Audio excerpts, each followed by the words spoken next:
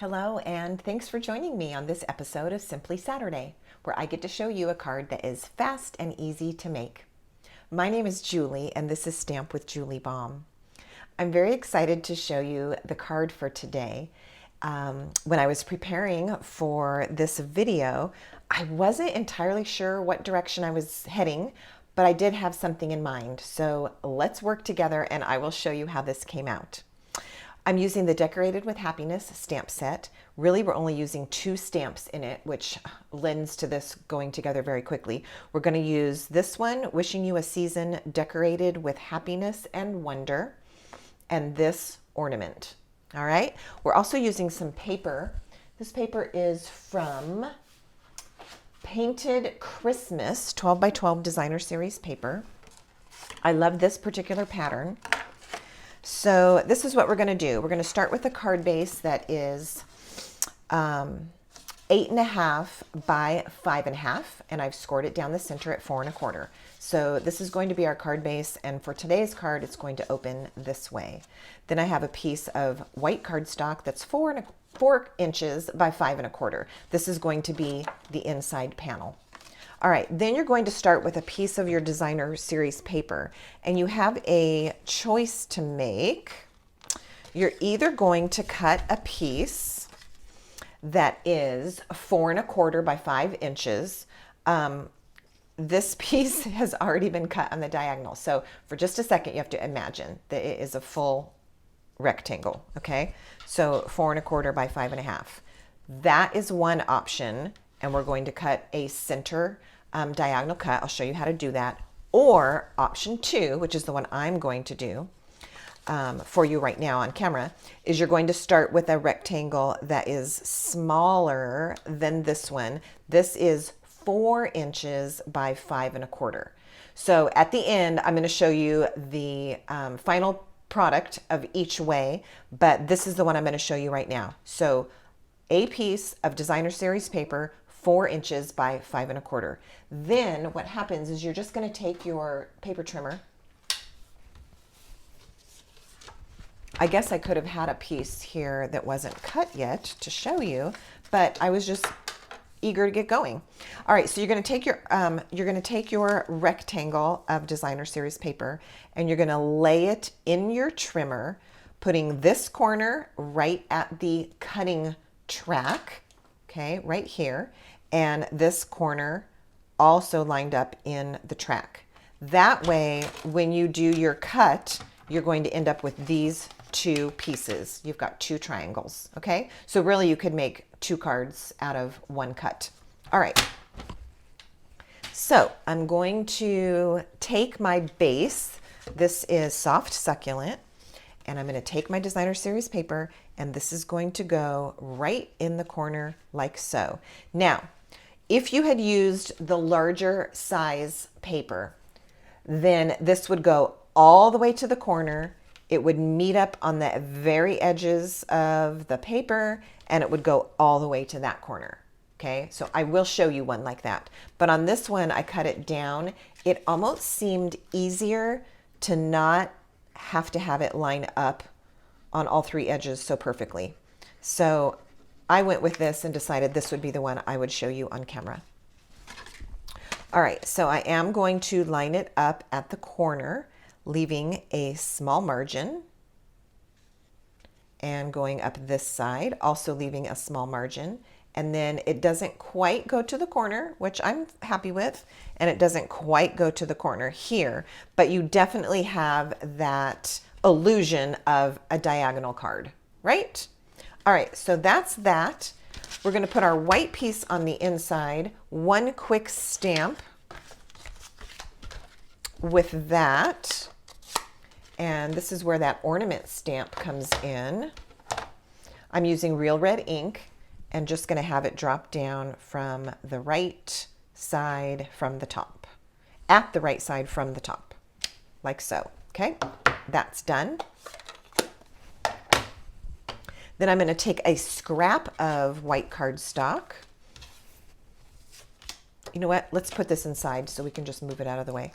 Let me get my liquid glue on here. I'm glancing at this paper and all of a sudden it looks bigger to me than 4 by 5 1/4. I will know in just a second. Nope, it is. It's correct. Okay. For some reason, it looked like maybe I had cut a 1/4 sheet of cardstock and left it full size. Okay. There we have our inside. Now we're going to set that aside. Take our scrap. I've got Evening Evergreen and the stamp with the words on it. I'm going to go ahead and stamp it. I did not put a stamp and pierce mat underneath my white cardstock, even though I typically do with photopolymer stamps, but I think we'll be okay. Great. And then I'm taking this punch called Label Me Lovely, and I'm going to punch those words out. I love this punch. It's easy to line up. It's a really attractive shape. Okay, there is that. Now, really, the only part that takes a little bit of creativity is right now. What we're going to do is we're just going to create kind of a messy little ribbon treatment, and we're going to attach it to the back of this piece. So the first thing I'm going to do is flip this over. I'm going to attach 3 strips of tear and tape to the back of this. There's 2. Ooh, look, I'm almost out. It's going to be time to start a new one. Okay, I've got my 3 pieces of tear and tape here on the back. Now, I'm going to peel these off and we're going to create our little kind of shabby chic embellishment on the back of this. So what I did is I went to my ribbon and I just found colors that coordinated with my paper. So I happen to have a tiny piece of Evening Evergreen. Look, it's at the very end of the spool. So we're going to use that. And then I also have some red glitzy trim. I think this is retired, but this was on my shelf, so I'm going to grab a length of that. And then I had some white twine, so I grabbed that, okay? So I went with the green, the red, and the white that all go with my paper. All right, here we go. Now you're going to get a different outcome each time you do this little embellishing treatment. So you just kind of have to be open to go with what you get.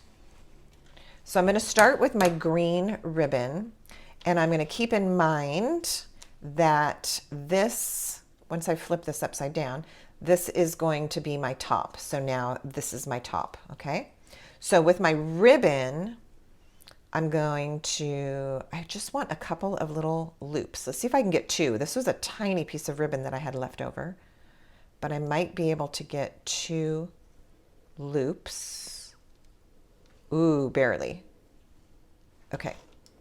So I'm using the tape on the back of the tag to anchor my little pieces here. I'm going to have to add a piece of tape, only because my ribbon is so short. You saw me, I literally used the whole, what I had left. If I had had a little bit longer piece, I would not have to add some tape right here. Okay, but that's going to work better because now it'll catch it. Whoa, spin. Okay, so I made 1 loop. Now I've secured it against the tape, and I've made a second loop and secured it on the tape. Okay, now I kind of encourage you to not peek until you're done, but if you are a peeker, you might want to take a look and see what you've started. Look how cute. Okay, we're not going to peek anymore. We're going to finish. Now I'm going to take the red. I could do red tails sticking out like that, and I might do that. Or I might be able to have this also kind of loop. I'm going to try the looping first.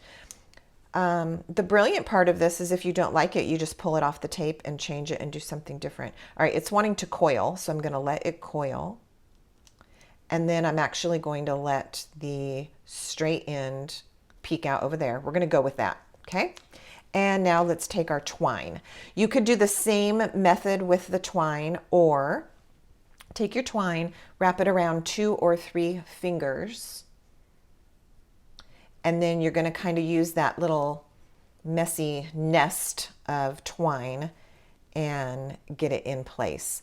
I don't want to end up with green here, red there, white there. So I'm going to go ahead and bring my white over here and let it mix it up with the red. Okay, and I'm just pressing it down into this tape. The back of this tag is all sticky with that tear and tape. And it just needs to hold it enough to anchor it. Okay, we're still going to tack it down, but that's it. Okay, we're going to go ahead and look and see in case we need to make any changes. So let's flip this over. Okay, we are totally going to go with this. I'm going to trim that down a little bit once we're done, but we're going to leave it. Okay, still on this side, I want to take one final piece of tear and tape. Oh, now I am literally at the end of this roll and it is not sticky. So let me toss that. I need to grab a new roll, which of course is not within arm's reach. So hold please for 1 second while I get into my storage and get a fresh pack of tear and tape. Wow, I finished a roll of ribbon and finished a roll of tear and tape in the same quick card. Okay, so as we started down this path, I'm going to take one more piece of tear and tape, and now I'm just going to stick it on the back to kind of anchor anything that I might be a little bit worried about. So I'm going to make sure that it goes onto the green and over a lot of that white twine, and it's also kind of sticking on the red. See that? And I'm just going to press it down. Again, just anchoring everything that we put on the back of this little tag. All right, the last thing we need to do is add our dimensionals. And I already know, oh no, I was going to say I'm out of white ones, and I thought I had to reach for black ones, but here they are. So I want my dimensionals to not only help anchor some of this twine and such, but also it needs to for sure make contact with that tag, okay? So it's serving two purposes. I'm going to come way over here. This is a nice spot right here. It's going to for sure be able to stick to the cardstock through the twine. And then I'm going to do one more. I might do two more. I'm going to put one here where it's going to hit the cardstock and also some of that ribbon. And the last one. Man, if you are just tuning in, this looks like a total mess and like I have no idea what I'm doing. That's kind of funny. Okay, there's our dimensionals. Let's peel the backs of those off. Aren't you glad the card part was super, super fast? Because this took a couple minutes. Now this becomes our focal point right here on the plain part of the cardstock. Okay, I'm totally loving it. And you want to give each of those dimensionals a really good press. Remember, they are doing double duty on the back by sandwiching the embellishment twine or ribbon between the tag and the cardstock. All right, so that is in place, and all we're going to do is add a few more things. Okay, I'm going to show you on the second card at the end where I used some of these adhesive backed seasonal sequins, and they were very effective. On this one, I'm going to use only the festive pearls. So let's dig some of those out. I have a lot of silver. I have this color, which I don't know what color that's supposed to be, but right now it's looking really good with the soft succulent. So let's start with 3 of those. I think they're supposed to be green because I think the idea of festive pearls was red, green, silver, and gold. But as you can see, they can totally look like soft succulent right now. All right, so I'm going to add 3 of these. And then I'm also going to add a red. Where do I want the red? I think I want the red on the tag. And now I'm going to decide if I want a second red on the tag. That's what I did on the other card that I'm going to show you. I could put a second one, or because this is looking so pretty, I could put this one. Okay, let's do the 2 colors on this one. There we have it. Look, all of the work was just in creating that tag, but it became our lovely focal point on a very simple card. And look how nice it came out. All right, so what I'm going to do is bring in the other card as well. This is the one where we trimmed the paper down a little bit smaller to begin with, and on the soft succulent cardstock. And this one is on the evening evergreen cardstock. You can see I used the sequins here. A similar but different ribbon and trim embellishment, my little shabby chic knotting there.